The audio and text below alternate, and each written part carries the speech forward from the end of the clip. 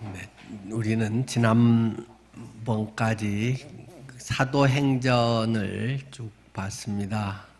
1년 3개월에 걸쳐서 사도행전 1장부터 28장까지 쭉 봤고요.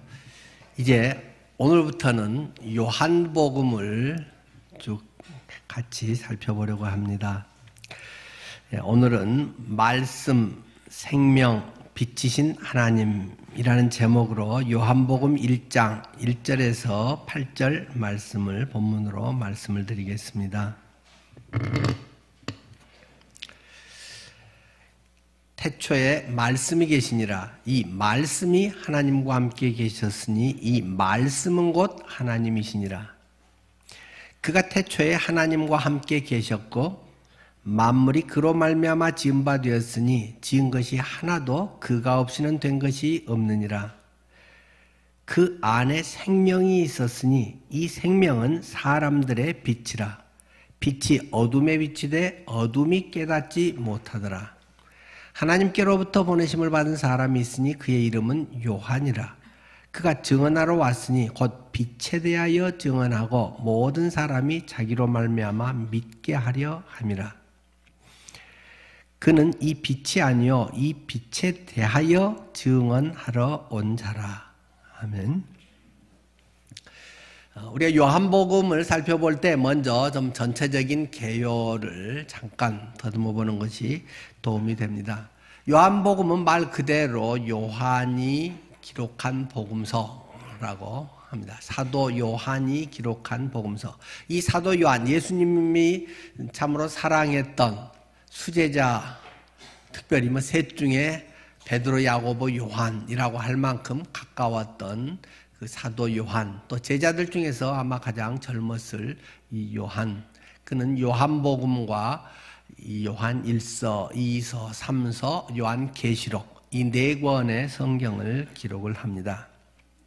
우리는 성경의 4복음서, 4복음서를 앞에 있는 것을 읽어왔습니다. 그런데 앞에 3권, 마태복음, 마가복음, 누가복음 이 3복음서는 보는 관점이 비슷합니다. 그래서 같은 관점에서 보고 쓴 것이다. 그래서 3복음서를 공관복음이라고 이야기를 합니다. 그런데 이 공관복음과 이 요한복음은 상당히 차이가 많다라는 것입니다.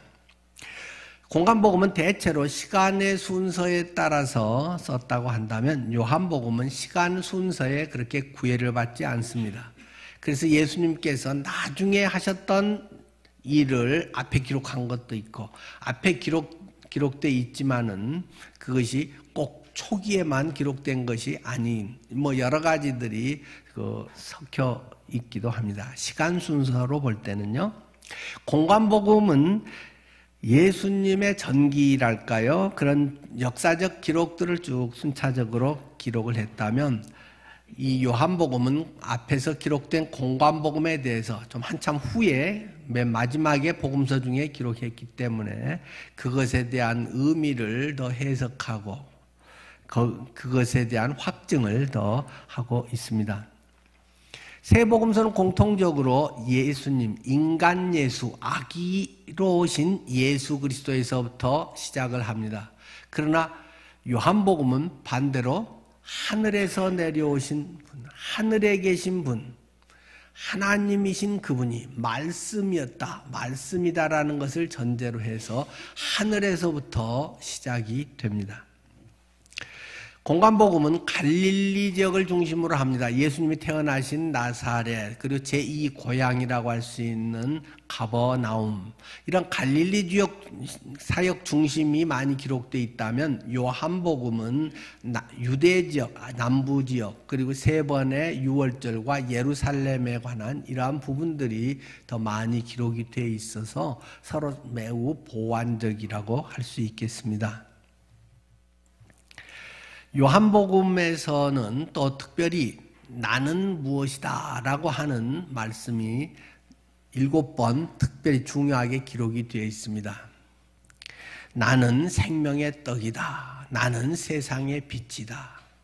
나는 양의 문이다. 나는 선한 목자다. 이런 식으로 일곱 가지에 대해서 이야기를 합니다. 그것은 매우 중요한 의미를 가지고 있습니다. 왜냐하면 그것은 이 구술 방식이 구약 성경의 하나님에 대한 것을 표현하는 방식과 매우 유사하기 때문입니다. 출애굽기 3장에 보면 모세가 소명받는 장면이 기록되어 있습니다. 그가 양을 치러 나갔다가 떨기나무에서 불타오르는 가시떨기나무를 보게 됩니다. 그가 그것을 보고 지나쳤다가 이상하네? 왜 금방 타지 않고 계속 타고 있지? 하면서 다시 돌이켜서 가시떨기나무 있는 곳으로 갔을 때 하나님의 음성이 들려옵니다. 네가 선 곳은 거룩한 곳이니 발에서 신을 벗어라 하고 이야기를 합니다. 그러면서 이스라엘 백성들을 구원하러 가라고 보내시죠. 그때 모세가 묻지 않습니까? 근데 당신을 누구라고 할까요? 누가 보냈다고 해야 되죠? 그때 말씀하십니다. 나는 스스로 있는 자니라. 스스로 있는 자다. 그것이 헬라어에서 똑같은 방식이 나는 나다, 나는 뭐뭐이다 라고 하는 방식입니다. 나는 스스로 있는 자다. I am that I am. 영어 성경은 그렇게 번역되어 있잖아요. 나는 나다. I am that I am. 예수님께서는 갈릴리 파도 있는 곳에 밤에 걸어오시면서 제자들이 두려워하고 있을 때 말씀을 하십니다. 뭐가 유령이다. 그렇게 할 때 나다. 두려워하지 말아라. 나야. 아주 간단한 나야. 똑똑똑 문 들어 집에 들어가면 누구예요? 나야. 단지 그 정도의 말이 아닙니다. 헬라어 자체로 그것이 굉장히 의미 있게 쓰고 있습니다. 에고 에이미. 나는 나야 라는 말입니다. 히브리어에서 똑같이 스스로 있는 자라는 말이나 헬라어에서 신약에서 똑같이 나야, 나는 나야 라고 하는 것이 똑같은 것입니다. 이 똑같은 방식을 요한은 의도적으로 7가지의 나는 무엇이다 라고 하는 것을 쓴다는 것입니다. 그게 어쨌다는 것입니까? 자신이 하나님이라는 말입니다. 그것을 말하고 싶은 것입니다. 나는 하나님이야. 나는 4대 성인의 한 사람이나 훌륭한 교육 또는 명언 어떤 삶의 방향을 제시해주는 그런 존재가 아니라 나는 하나님이야 라는 말을 하려고 하는 것입니다. 자, 다시 한번 점검해 볼까요? 요한복음을 왜 기록했는가 하는 것에 그것은 명확하게 나타나 있습니다. 요한복음을 기록한 목적에 대해서 첫째는 예수님이 하나님의 아들 그리스도 메시아라는 것을 말하는 것입니다. 예수님이 막연한 훌륭한 인간이다. 좋은 가르침을 주신 분이다. 참 명언을 많이 하셨다. 어떤 종교의 창시자다. 이런 것이 아니라 예수님은 하나님의 아들 또 즉 하나님이시다라는 것을 말하는 것입니다. 그걸 깨닫게 하려고 요한복음을 기록하고 있는 것이다. 이것을 믿고 모두가 구원받게 영생을 얻게 하려는 것이다 라는 것입니다. 이 요한복음에서의 영생이라는 단어와 생명이라고 하는 단어는 헬라어 자체가 똑같은 단어를 어디에서는 생명이라고 번역했고 어디에서는 영생이라고 번역을 했습니다. 헬라어로 조에라고 하는 단어, 조에 생명, 영생입니다. 그래서 성경에 기록하고 있죠. 요한복음 20장 31절에는 예수님이 오신 목적, 오직 이것을 기록함은 너희로 예수님께서 하나님의 아들 그리스도이심을 믿게 하려 함이요. 또 너희로 믿고 그 이름을 힘입어 생명을 얻게 하려 함이니라. 너희가 영생을 얻을 수 있게 하려고 내가 이 세상에 온 것이다 라는 것을 강조하고 에고에이미 뭐 나는 나다, 나는 세상의 빛이다, 나는 뭐다 라고 지금 나는 하나님이다 라고 계속 이야기하고 있는 것입니다. 초대교회에서는 벌써부터 이단 사상이 많이 퍼져 있었습니다. 오늘날에만 이단이 많은 것이 아니라 복음이 나오는 그때부터 이단이 많이 생겨났습니다. 초대교회의 대표적인 이단이라고 하면 영지주의라고 할 것입니다. 이 요한이 요한서신에서 영지주의에 대한 것을 많이 이야기하면서 물론 영지주의라는 단어를 쓰지는 않습니다만은 거기에서 지적하고 있는 내용이 영지주의 이단에 대한 사상 문제입니다. 그것은 무엇일까요? 영은 선한 것이고 육은 악한 것이다 라는 이분법에서 나오는 것입니다. 영적인 것은 거룩하고 영은 선하고 우리의 육체적인 것, 눈에 보이고 몸으로서 뭐 하는 이런 것들은 악한 것이다 하는 것을 아주 분리를 해가지고 그 복음을 이해를 하려고 하는 것입니다. 우리가 자칫하면 영성이 좋다, 영적인 사람이다 하면 이러한 그 잘못된 이단적인 것에 빠질 가능성이 있습니다. 요한복음은 이런 것을 아주 균형 있게 우리에게 잘 가르쳐주고 있습니다. 그래서 이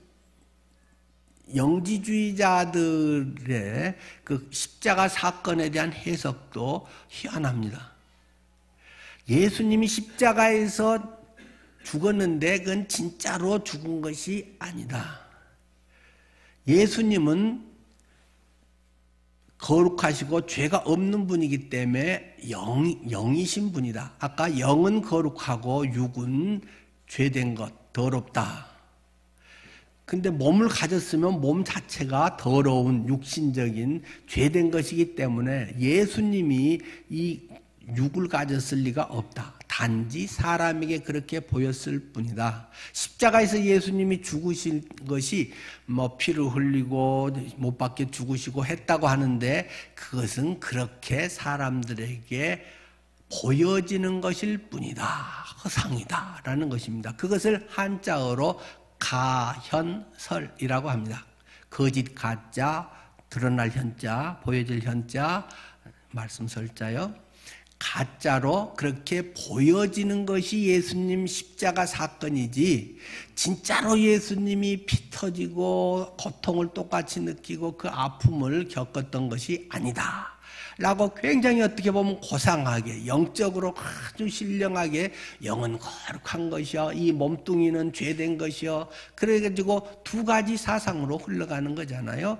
하나는 이 몸뚱이는 죄된 것이기 때문에 마음대로 해도 어차피 죄덩어리인데 죄를 지어도 돼. 쾌락을 추구해야 돼. 이런 것이 이제 좀 더 고상하게는 에피쿠루스 학파라고 하는 우리 사도행전 할 때 했잖아요. 에피쿠루스 학파적인 그런 태도로 가고 그 육은 악한 것이다. 그렇기 때문에 얘는 철저히 쳐서 복종을 하고 고행을 하고 괴롭혀가지고 그런 죄 가운데 안 가게 해야 된다 하는 것이 스토아 학파, 스고이즘 스토아 학파의 경향으로 가서 어떤 종교가 흔히 대부분의 어떤 금욕주의적인 방식, 고행의 방식으로 가버리거나 아니면 아주 쾌락에, 뭐 인도에 그런 거 많잖아요. 막 탄트라라든가 이런 것을 아주 환희, 환락, 환상, 또 막 춤추면서 막 몰아지경에 빠지고 이런 식으로 이제 가게 된단 말입니다. 그런데 요한복음은 그거 아니다. 예수님은 100% 완전한 하나님이시면서 동시에 100% 완전한 인간이다 라는 것을 계속 말하고 있는 것이 요한복음입니다. 이해가 되십니까? 50% 하나님이고 50% 사람. 우리는 수학적 생각으로는 뭐 하나에 대해서 합쳐서 100이 돼야 된다고 생각하지만 이 수학의 논리 그런 개념에 빠지면 안 됩니다. 그리스 로마 신화에 뭐 반신 반인 뭐 이런 뭐 존재들 나오잖아요. 그런 것이 아니고 예수님은 완전한 하나님이시면서 동시에 완전한 인간이다.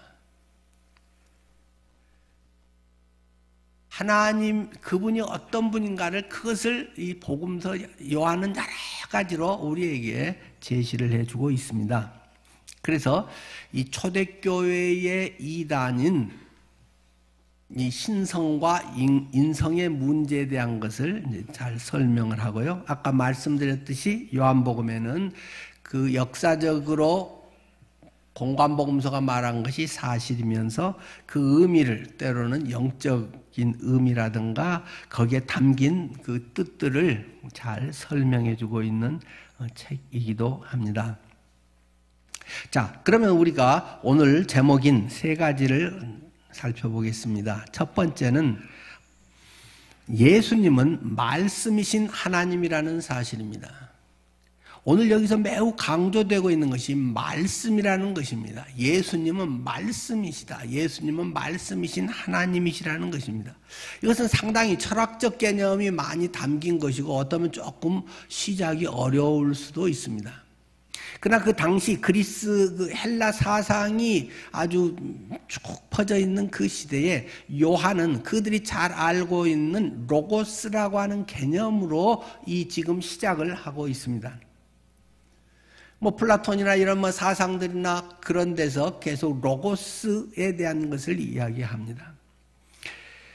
말씀, 지혜, 우주를 지배하는 원리, 우주의 섭리 또는 진리 이런 것들, 이성 이런 것들에 대해서 로고스라고 하는 개념으로 많이 이야기를 합니다. 그런데 예수님이 오늘 본문에 그대로 헬라적 원문적으로 읽는다면 태초에 로고스가 계시니라. 이 로고스가 하나님과 함께 계셨으니 이 로고스는 곧 하나님이시니라. 헬라 원문은 이런 식으로 원래 되어 있습니다. 그래서 예수님은 어떤 로고스의 개념이나 어떤 추상적 사상이 아니라 그런데 인격 사람 존재라고 하는 것을 여기에서는 지금 쭉 이야기를 하고 있는 것입니다. 결국 여기 요한복음에서 우리에게 말하는 것은 예수님이 우리의 구원자, 그리스도다. 구원자, 기름 부음 받은 자, 그리스도, 메시아. 그런데 구원자가 되기 위해서는 두 가지 조건이 있어야 됩니다. 아무나 내가 그리스도가 되겠다. 아무나 내가 그것을 자처한다고 되는 게 아닙니다. 우리 어느 집사님이 너무 힘들어하고 고통 가운데 수고하고 있으니까 내가 집사님의 희생양이 되겠습니다. 제가 집사님의 것을 다 짊어지고 가겠습니다. 집사님의 죄를 다 제가 벌을 받겠습니다. 뭐 그런다고 해서 그 죄가 없어지겠습니까? 내가 아무리 희생을 하고 뭐 순수한 마음으로 한다고 해서 되는 게 아닙니다. 왜요? 나도 죄인이니까. 내 죄 문제도 내가 해결을 다 못하는데 무슨 남의 죄를 하겠어요? 혹시 누가 돈 때문에 어려우면 한 뭐 100만 원, 어떠면 한 1000만 원, 뭐 그런 것은 제가 할 수 있을지 모르지만은 그 사람의 죄와 인생 자체에 대한 것을 감당할 방법이 없습니다. 나도 인간으로서 탁월한 죄성과 이런 죄가 찌들어 있기 때문에 이것은 죄가 전혀 없는 분이어야 되고 그러기 때문에 하나님이셔야 된다. 그리스도는 하나님이어야 된다라고 하는 것을 이 로고스를 통해서 지금 우리 그들에게 설명을 하고 있는 것입니다. 그리고 또 구세주가 하나님만 돼서는 되겠어요? 야, 너희들 죄 때문에 고생하구나, 불쌍하다. 다 죄를 용서해 주노라. 믿어라. 그러면 다 이루어진다. 이런다고 죄가 용서되겠습니까? 보이지도 않는데, 알지도 못하는데, 그냥 말만 해서 되겠습니까? 죄의 대가를 고스란히 짊어지고 가야 됩니다. 죄 형벌을 직접 고스란히 그 사람의 몸뚱이로 그 사람이 죄였던 그 몸, 똑같은 몸으로 똑같이 그것에 대한 고통과 아픔과 모든 것을 지고 가서 해결을 해야 진짜로 그것이 해결되는 것이지, 그냥 불쌍하니까 다 용서된다, 그래도 되겠습니까? 누가 참 어렵다, 형제님 돈 문제가 해결됐습니다, 그리고 돈은 내가 안 주면서 그런다고 해결이 되겠습니까? 똑같이 돈의 문제는 돈의 문제로 해결을 해야 됩니다. 죄의 문제는 죄의 문제로 해결을 해야 됩니다. 이 몸으로 지은 죄에 대해서 그대로 예수님이 우리와 같은 몸으로 그 사람들의 죄값을 치루어야 된다는 것입니다. 십자가가 그 저주다, 죄의 형벌을 고스란히 받는 저주의 십자가다. 그렇기 때문에 구원자 그리스도가 되기 위해서는 전적으로 하나님이면서 전적으로 똑같은 인간이어야 그 사람들의 문제를 죄 없으신 그분이 완벽하게 해결할 수 있다라는 것을 지금 복음서는 우리에게 계속 말하고 있습니다. 그래서 예수님이 그 말씀하신 하나님이다 라고 하면서 만물이 그로 말미암아 지은 바 되었으니 지은 것이 하나도 그가 없이는 된 것이 없느니라. 창세기 1장 1절에 태초에 하나님이 천지를 창조하시니라고 말씀하셨습니다. 요한복음도 아주 유사하게 태초에 말씀이 계시니라고 이야기를 합니다. 그런데 똑같은 단어로 태초에라고 쓰고 있지만 이 태초는 서로 좀 엄밀하게 시간적으로 따지면 다른 태초입니다. 창세기 1장에 있는 태초보다 요한복음 1장에 있는 태초가 훨씬 빠른 태초입니다. 우리는 성경 맨 앞에 있으니까 그게 제일 빠른 것 같지만 요한복음에 있는 것이 훨씬 빠른 태초이고, 이 성부, 성자, 성령 삼위일체이신 이 하나님이 태초에 존재하고 계셨는데 그분들이 이제 눈에 보이게 뭔가를 구현해가는, 창조해가는 과정이 창세기, 그러니까 나중에 가시적으로 드러날 때 이제 그때 옛날을 태초라고 하고, 이 요한복음의 태초는 옛날 먼 옛날을 말하는 것이 요한복음 1장의 태초입니다. 그래서 여기 예수님과 함께 지었다고 했는데 창세기에서 빛이 있으라 하심에 빛이 있었더라. 말씀이라고 하는 것은 능력이라는 것입니다. 그냥 좋은 교훈, 좋은 가르침, 이론, 그런 것은 이제 세상의 어떤 말씀이나 지식을 말하지만 성경이 말하고 있는 이 말씀이라고 하는 것은 능력입니다. 빛이 있으라 하니까 빛이 생겨버렸다는 것입니다. 궁창 위의 물과 궁창 아래의 물로 나뉘어라 하니까 나눠져 버렸다는 것입니다. 그렇게 뭔가 그 말은 능력이 있는 것입니다. 우리가 성경을 읽는다, 하나님의 말씀을 받는 것도 능력을 받는 것입니다. 성경 공부를 하는 것이 단순한 지식을 아는 것이 아닙니다. 성경을 암송하는 것이 단순하게 어려울 때 그것이 생각나서 그게 좀 도움이 된다. 그래 주님이 도와주시지 하고 붙드는 이런 정도가 아니라는 것입니다. 말씀은 자체가 권능이다. 하나님의 말씀은 살아있고 활기가 있다라고 이야기합니다. 그 자체가 살아서 꿈틀꿈틀한다는 것입니다. 근데 중요한 것은요, 그것을 우리가 경험하고 사느냐 하는 것입니다. 그것을 모르는 교인은 아무도 없다는 것입니다. 하나님의 말씀은 능력의 말씀입니다. 살아있는 말씀입니다. 그러면 그 하나님의 말씀이 내 인생을 완전히 바꿔버렸니? 내 인생에 엄청난 파괴력을 갖고 있니? 내 인생에 엄청난 능력의 건설을 하고 인생을 새롭게 사람이 완전히 달라지게 살 수 있게 만드니? 라는 걸 질문해야 됩니다. 빛이 생기고 뭐 땅과 바다가 갈라지고 말 한 번에 갈라졌는데 권위가 있다는 것입니다. 예수님은 말씀이신 하나님이다 라는 것을 우리에게 강조하는 것입니다. 그리고 이 말씀이라고 하는 것은 우리가 하나님을 만날 수 있는 길은 예수님을 통해서입니다. 나를 통하지 않고는 아버지께로 올 자가 없느니라. 그런데 예수님을 만나는 길은 무엇입니까? 말씀입니다.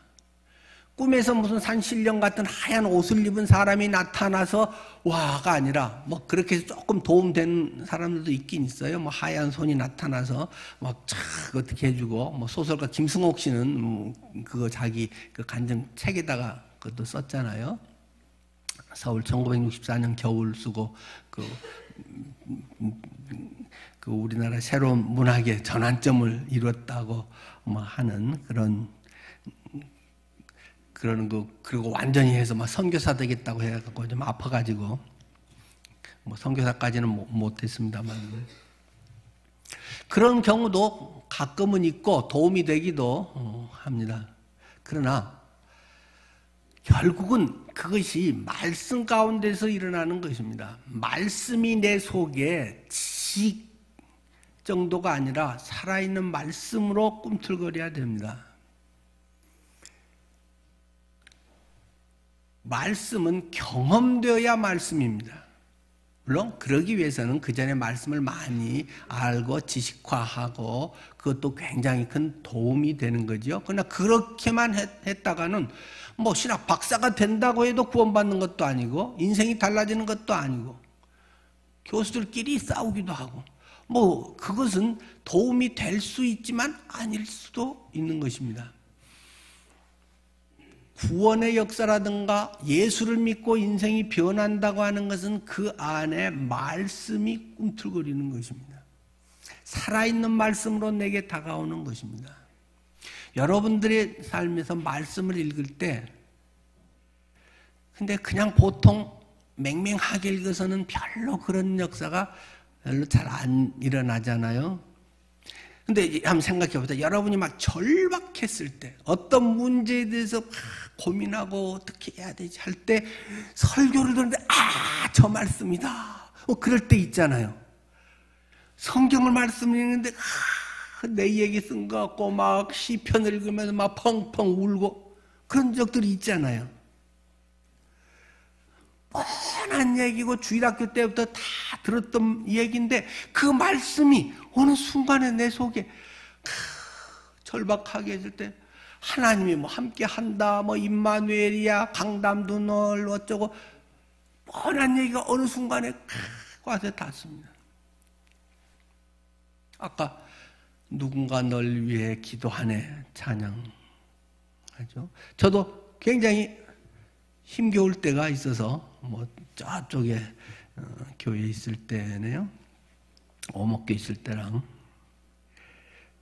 사람들 아무도 저녁에 혼자 강대상 앞에 무릎을 꿇고 기도하곤 했습니다.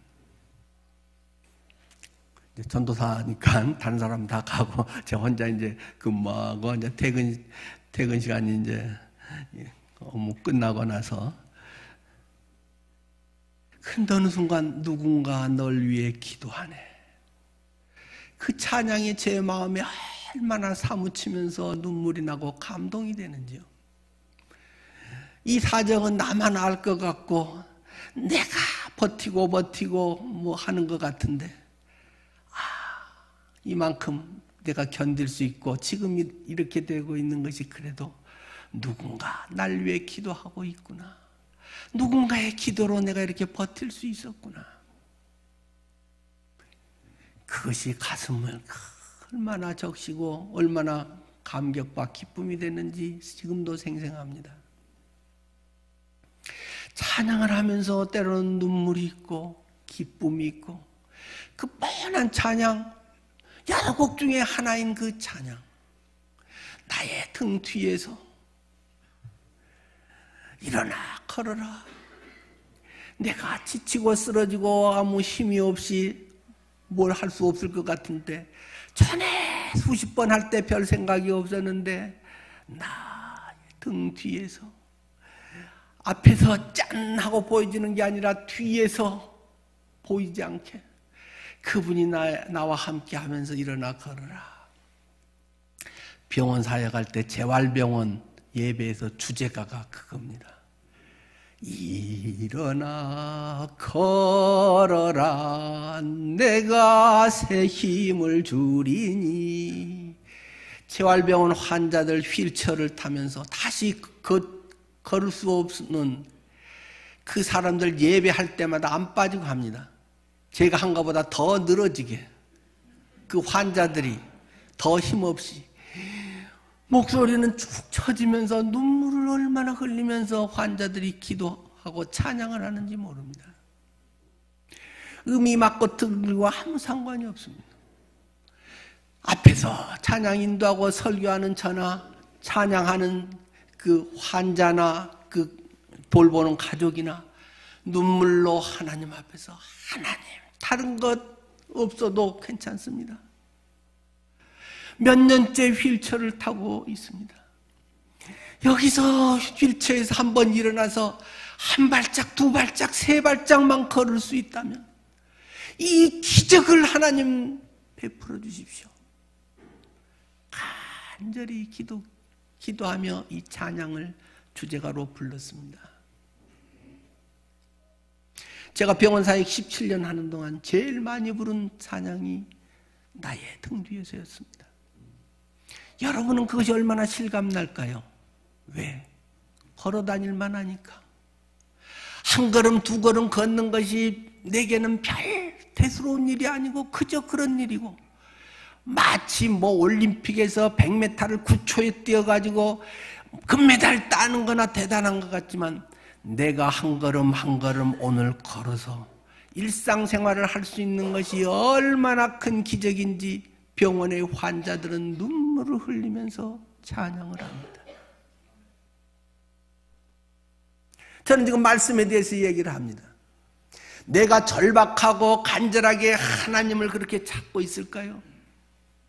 살만하면 찬양이고 기도고 말씀이고 별로 들어오지 않습니다. 그런 거구나. 성경 공부나 하고, 이런 거구나. 이렇게 연결돼서 하고, 뭐, 원어가 뭐고, 이렇게 하지만, 그 하나님의 말씀이 내 영혼에 꼭 찍어서 내 영혼의 감동과 불덩어리로 다가오지 않습니다. 내가 뭐 있단 말입니다. 남보다 나은 게 있단 말입니다. 얘가 아니면 다른 거 해도 된단 말입니다.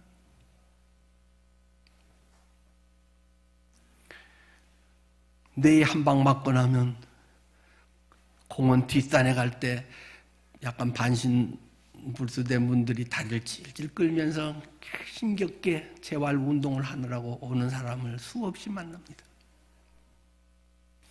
내 모습이, 내가 조금만 병원 늦게 갔어도 내가 저렇게 돼서 이 땀을 흘리면서 한 발 한 발을 위해서 내가 저렇게 걸어갈 텐데, 나는 그분을 보면서 멀쩡하게 두 발로, 조금 숨은 빨리 차지만은 다니네요. 두 발로 뒷동산을 가면서 얼마나 감사한지 모릅니다. 혹시 여러분에게 감사와 말씀에 대한 능력이 사라지는 것이 내가 살만하고 괜찮기 때문인가요?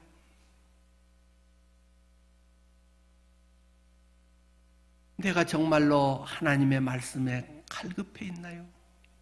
절박한가요? 하나님이 도와주시지 않으면 안 된다는 사실이 내 가슴에 사무치게 다가옵니까? 사슴이 시냇물을 찾기에 갈급한 같이 내 영혼이 주를 찾기에 갈급합니다. 시편의 기자는 그렇게 고백을 합니다. 어쩌면 더 많은 복을 받고 더 많아서 수도꼭지만 틀면 물이 펄펄 펑펑펑 나오고 이 물이 뭐 정수에 뭐 존내 수소순에 뭐 이거 가리고 있는 우리가 사슴이 시냇물을 찾기에 갈급한 거지. 하나님의 말씀에 대한 그런 갈급함이 우리들 속에 얼마나 솟구치게 될까요? 하나님은 말씀입니다. 예수님은 말씀입니다. 예수님을 만나는 길은 말씀입니다.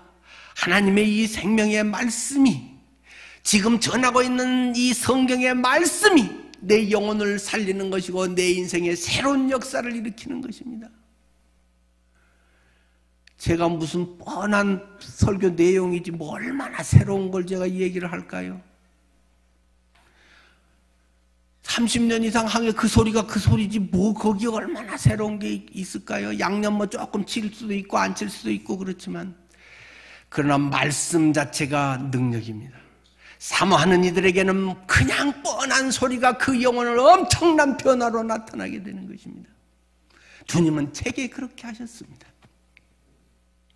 제 인생의 변화와 믿음의 역사 속에 뻔한 얘기, 알고 있는 얘기, 외우고 있는 성경 구절이 문득 떠오르면서 기도 가운데 떠오르고 때로는 다른 일하는 것 가운데 깨달아지고 제 인생을 변화돼서 이 자리에 오게 만들었습니다. 두 번째로, 예수님은 생명이신 하나님입니다. 영생이신 하나님이십니다. 창조의 역사는 생명으로 완성되는 것입니다. 우리 인생은 어떻게 보면 태어나서 죽음을 향해 달려가는 여정이라고 할 수 있습니다. 죽음을 향해서 우리는 계속 수레바퀴를 굴리면서 가고 있는 것이라고 할 수 있겠습니다. 그러나 성경적 관점에 믿는 사람에 대한 성경은 죽음은 영원을 여는 문이다. 이 세상과 저 세상, 그것에 문이 있다는 것입니다. 그래서 문이 닫혀 있어서 모른다는 것입니다. 그런데 죽음이라고 하는 것을 통해서 문이 열려서 이쪽 세상으로 가게 된다는 것입니다. 믿는 사람에게는 끝이 아닙니다. 믿는 사람은 하나님의 자녀가 되고 영생의 생명을 얻은 사람에게는 그 문이 열려서 영원의 세계로 들어가는 것입니다.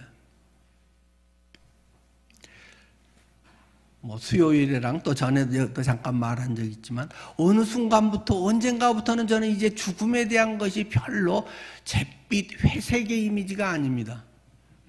꼭 밝은 빛이라고까지는 말은 못하지만 죽음에 대한 것이 그렇게 제게 꼭 두렵거나 죽음에 대한 것에 위축되고 그런 이미지가 언젠가부터는 별로 없어졌습니다.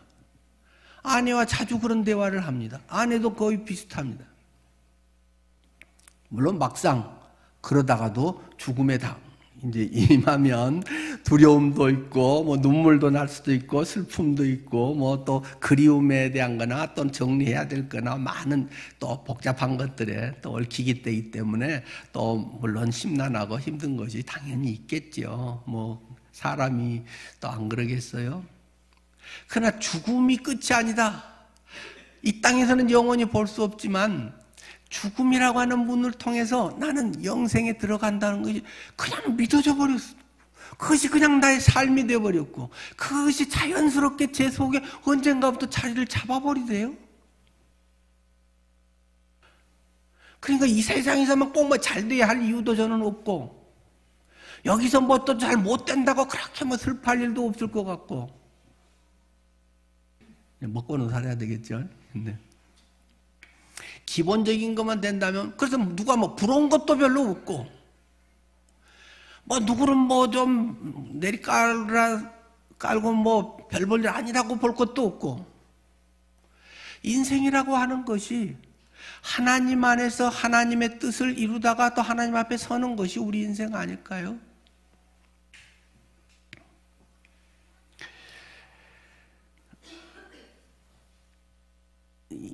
예수님은 생명이라고 말씀하셨습니다.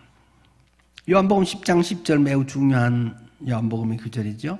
내가 온 것은 양으로 생명을 얻게 하고 더 풍성히 얻게 하려는 것이라. 영생을 얻게 하고 양으로 생명을 얻게 하고 더 풍성히 얻게 하려는 것이 예수님이 오신 목적이라고 하는 것입니다.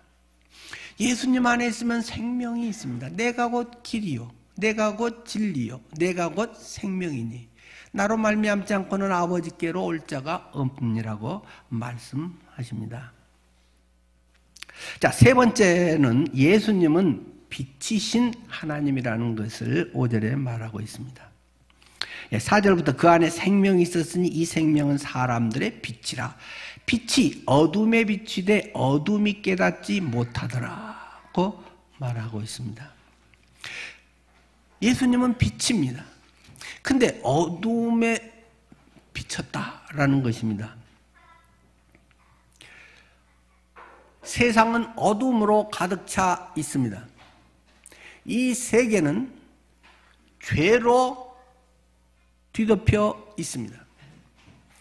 사람들은 어떻게 하면 하나님의 뜻을 이루고 주님이 원하신 대로 살까 보다는 어떻게 하면 내 거를 챙기고 남을 짓밟고라든지 어떻게든지 사람들의 박수, 영광, 성공 그런 것을 추구할까 하고 살고 우리의 많은 교육의 시스템은 그런 쪽으로 가고 있다고도 할 수 있습니다.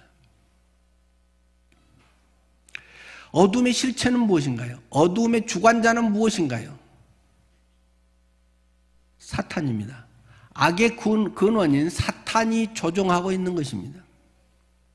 사탄이 우리들 속에서 자꾸 어떤 우리의 가치관, 우리들의 삶에 대한 것, 비교, 경쟁심 속에서 조금 뭐 잘한 거 있으면 굉장히 우쭐하고 우월감을 갖고 못하면 기죽어서 또 열등감에 빠지고 이런 어떤 우리의 경쟁의식을 속에서 사람들을 자꾸 싸움을 붙이곤 합니다.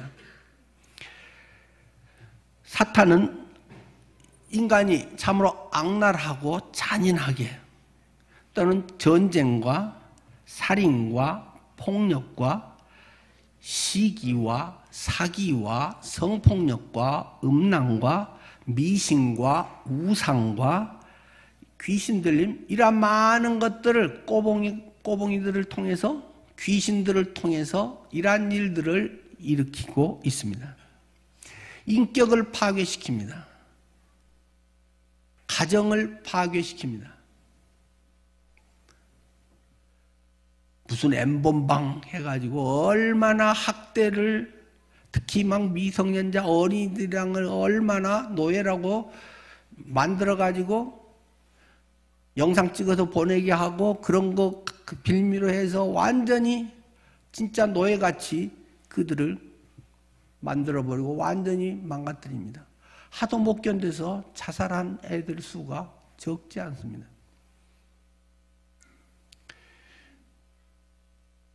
언론에 나오지 않아서 그랬지 하루에 제가 잊어버렸네요. 하루에 자살한 숫자가 거의 10단위인 것 같습니다. 곳곳에서 자살한 사람이 엄청 쏟아지고 있습니다. 세계 자살률 1위 나라가 대한민국 아닙니까? 극히 일부만 언론에서 특별한 케이스만 다루어지고 있을 뿐입니다. 거기 뒤에 돈에 대한 문제, 성적인 문제, 수많은 이러한 어둠의 세력들이 사람을 사람 되게 하지 못하고 인격을 짓밟고 거기서 돈을 뜯어내고 가정을 파괴시키는 이러한 일들을 하고 있습니다. 어떻게 이 어둠을 물리칠 수 있겠습니까? 지식으로 어둠이 물러나겠습니까? 이 죄의 어둠이 교양을 쌓으면 물러나겠습니까? 돈을 많이 들인다고 해결이 될까요? 건강해지면 해결이 될까요? 몸부림을 치고 절규하면 해결이 되나요?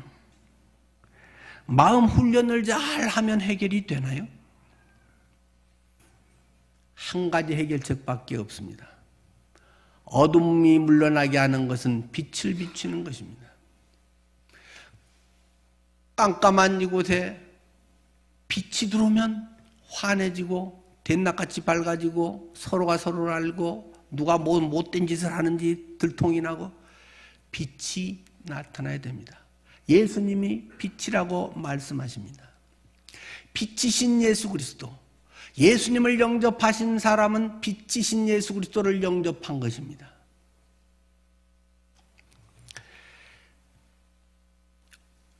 우리는 어둠과 저주와 죽음의 세력에서 벗어나야 합니다. 그러기 위해서 예수님이 오셨다는 것입니다. 죽음의 문제를 부활을 통해서 하나님이심을 증명하면서 부활로 죽음의 문제를 해결하셨습니다. 우리의 저주와 죽음의 문제를 십자가를 통해서 해결해 놓으셨습니다. 그러면 우리는 마음껏 누리면서 그것을 우리의 삶 속에서 영위해야 할 것입니다. 혹시 여러분들 가운데 나쁜 생활 습관을 반복하고 있는 분이 있으신가요? 내 스스로 알면서도 내가 이렇게 안 해야지, 이러면 안 되지 하면서도 나쁜 말을, 남의 상처 주는 말을 계속 한다든지, 어떤 그런 행동들을 해서 남에게 피해를 준다든지, 이것은 교양과 지식하고 거의 상관이 없습니다. 의지력 좋다고 해서만 해결되는 것도 아닙니다. 알면서도 못 고칩니다.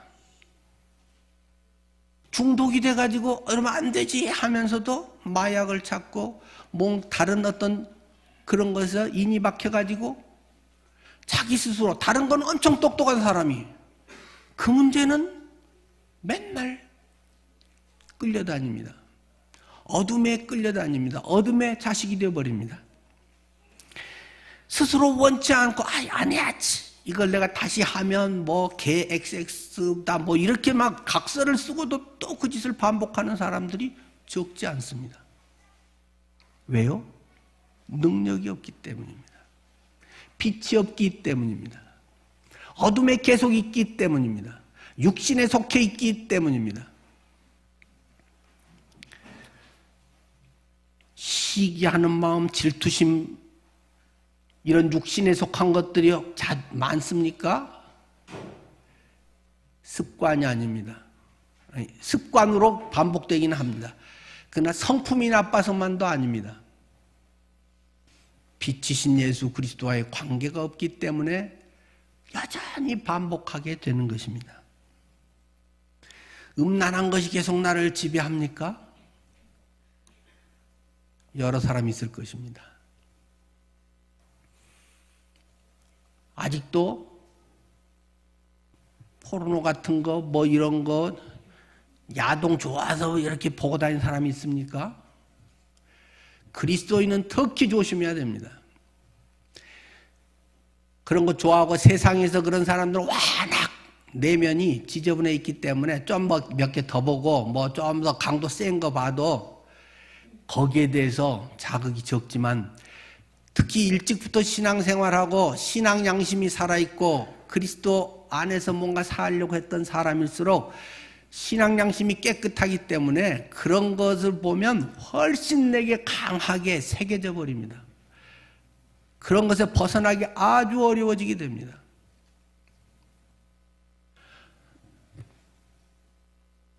퍼센트가 어쩌고 굳이 그런 거 안 해도 중학생만 돼도 상당수가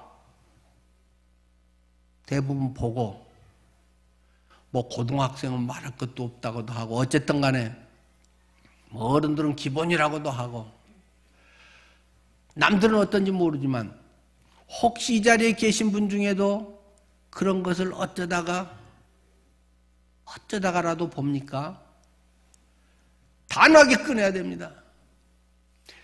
하나님과의 관계를 아주 치명적으로 망가뜨립니다. 그러면서 하나님의 뜻을 구하고 기도하고 하나님의 인도하심에 쓰임받고 말도 안 되는 소리입니다. 말씀과 기도로 거룩하여지느니라. 하나님의 말씀과 하나님의 역사는 깨끗한 것 속에서 시작됩니다. 깨끗해야 하나님의 음성이 들립니다. 기도의 응답을 알아듣게 됩니다. 내 마음속에 뭔가 그런 것이 음란과 이런 정욕적인 것들이 자꾸 꿈틀거리고, 인간은 본능에 그런 것이 있잖아요. 누구나 다 있잖아요. 제 속에 있잖아요. 그러나 그것을 하나님의 말씀 앞에 단호하게 거룩을 선택하십시오. 말씀을 선택하십시오. 그것에서 잠깐 순간에 얻는 쾌락보다 말씀과 하나님의 인도하신 가운데 얻는 하나님의 기쁨과 거룩함이 훨씬 값지다는 것을 경험하십시오.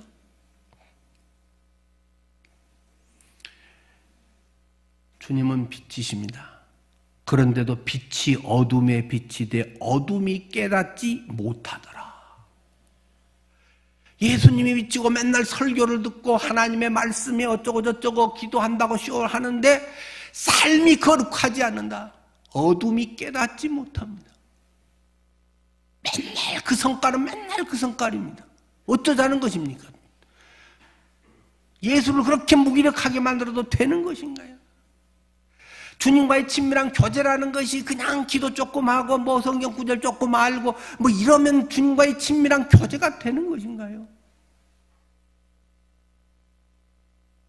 하나님 꿈속에서도 거룩하게 하옵소서.